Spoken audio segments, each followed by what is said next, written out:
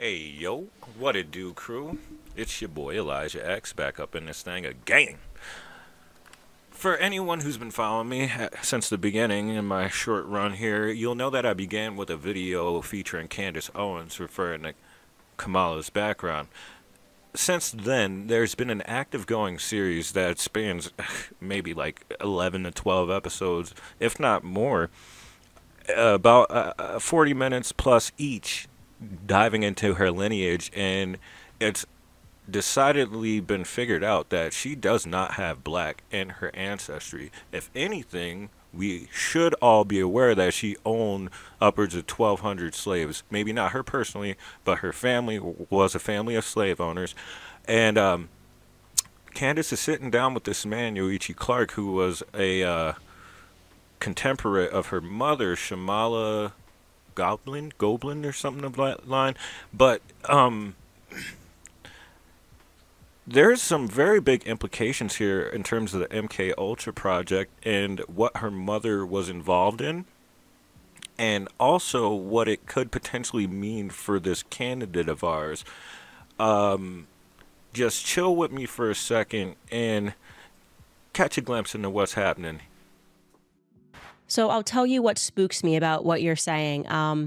First and foremost, the more that I have dug into her genealogy, there are a couple of aspects there that are fitting a little too perfectly with what you're telling me. Realizing that her family was involved in the slave trade, that they were involved in Freemasonry, that for whatever reason, she's trying to make everyone believe she's every ethnicity but what she is, which we have been able to determine from Kamala's family, who have been very forthcoming and don't support what she's doing. Some people in her family have told us, look, we're Syrian Jews. I don't know why she's hiding this fact. And then some of her family members who are Jewish in Canada said the exact same thing. Like, we all feel like she's trying to hide the Jewish aspect, which is quite strange.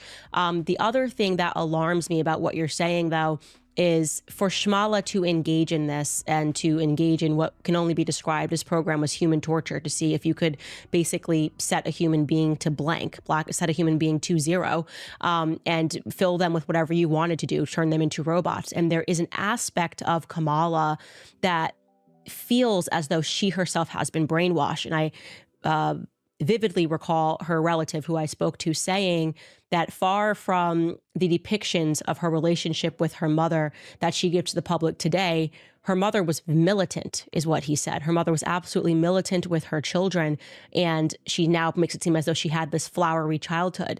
So you have this woman who, for work, is engaging in this psychiatric torture of citizens from around the world.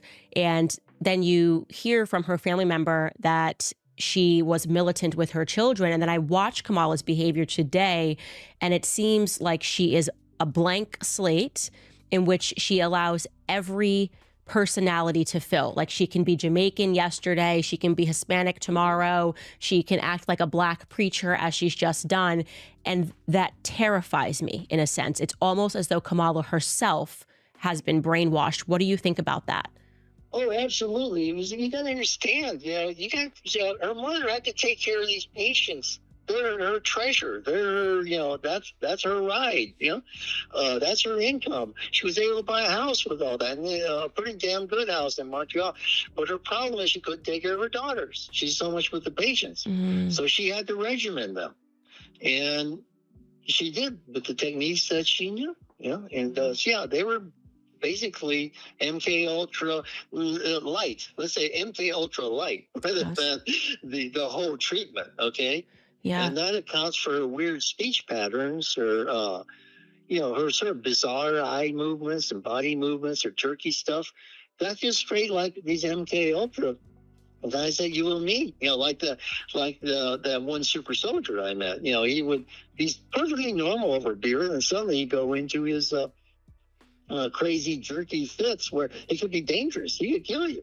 As you can see at some point in this early in that clip, Kamala's family and relatives refer to themselves as happy Syrian Jews. Why does Kamala ignore her Jewish lineage? And why is she so against helping out Israel?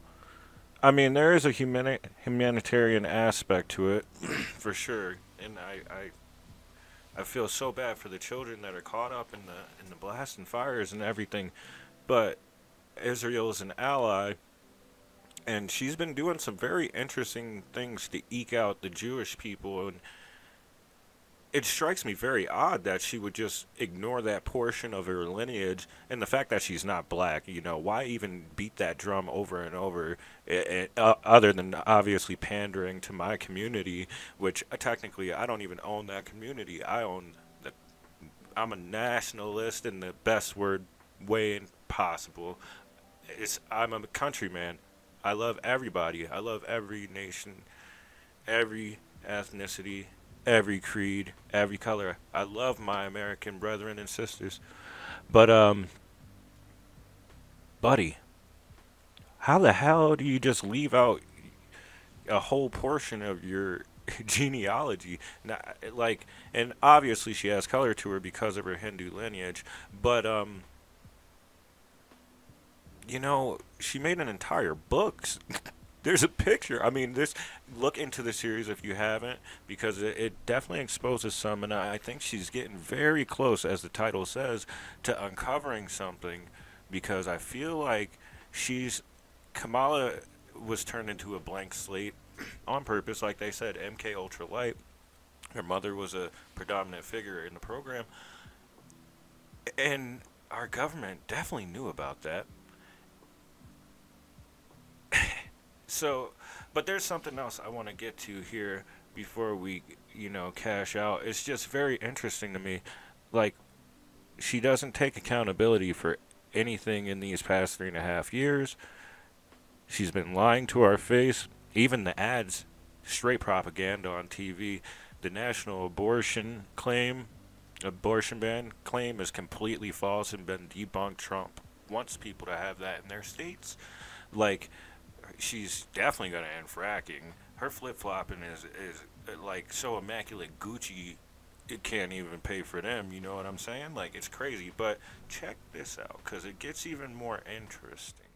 And it's funny that you say, because realizing how effective the MK Ultra program has been in creating various mass psychoses, and truly you can see how the media is able to just say something and therefore it is true, and people get into line, and it modifies everyone's behavior.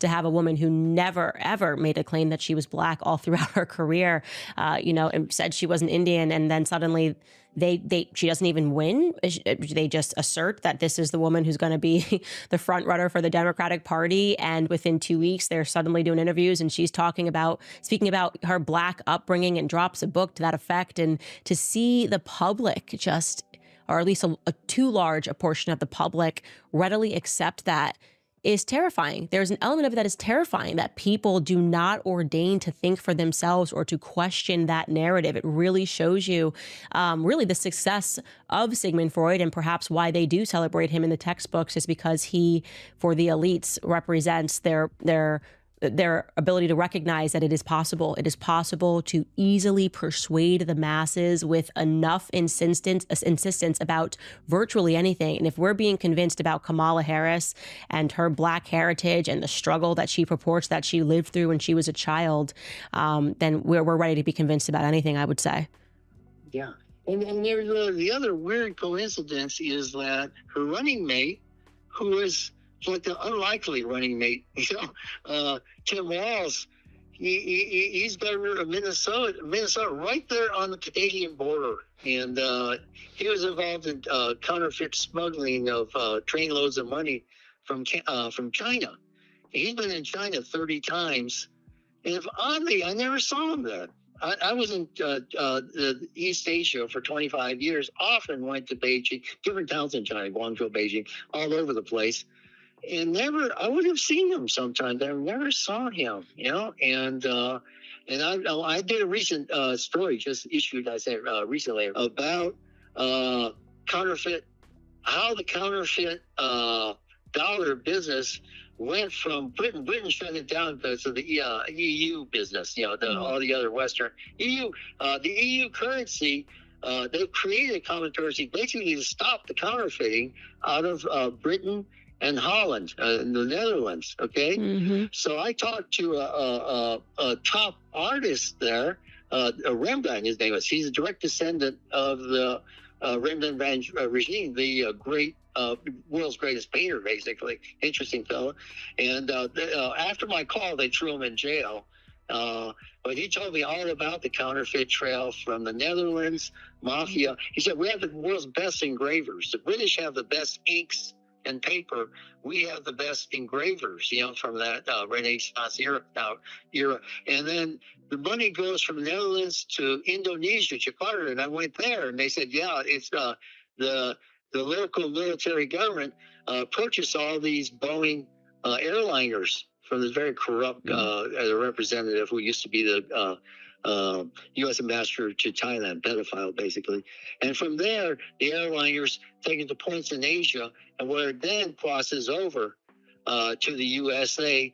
But U.S. is pretty tough on counterfeit. They get detected, so it goes to Canada. They told me this. This is in Indonesia. Wow. So this is all part of Waltz's thing. And he's another bizarre figure, too. His father was a psycho, because he was in the Korean War and had all these nightmares, beat his kid, beat his wife. So Tim was traumatized and found his shelter, his home, his altered parentage was he felt that the Chinese Communist Party is my dad, is my mother. This is how he thought. And so he's been a long-term agent. And 25 years, I never saw him at any of the hangouts or anything like that, or on the train or plane or anything. And I said, that's really, really odd. He must be at one of the party camps. He must be. So that's the counterfeit, the whole counterfeit. Because I'm very aware of it, because I live down near the Mexican border, and I've had money seized here. Everyone here along the border has usually $20 bills and 50s. They don't even check the ones. But the 20s and 50s, everyone has had money confiscated. There's so much counterfeit down here. And this is from the Tim Waltz Chinese network. So, yeah, it's not just her. That boy Tim Waltz is straight up dirty. Straight dirty. And there was a report recently that he was secretly having a fling with a CCP member's daughter. So he's like directly linked into the CCP. And he obviously stated that he spent 30 years going back and forth on his debate stage with J.D. Vance. So you really have to wonder, what in the fuck is going on? That's all I really got to say, man. This is crazy times we're living in. And they got you. They got you. The left, they got you. They got you. And there's no way to really do anything but have civil discourse with you guys. And, some of you guys have very meaningful conversations with me, and I appreciate it. Others get very defensive and emotional. And it's fine to be passionate, but it's not okay to be ignorant, willfully ignorant. All I ask is that people do some research, do your research, and keep looking into independent sources like myself, Candace, and other YouTubers who have, your best interests at heart, or at least that you feel do. Things are wonky out here. They're lying right in our face, and it's not going to get better until we do something about it. And the only thing we can do is get out and vote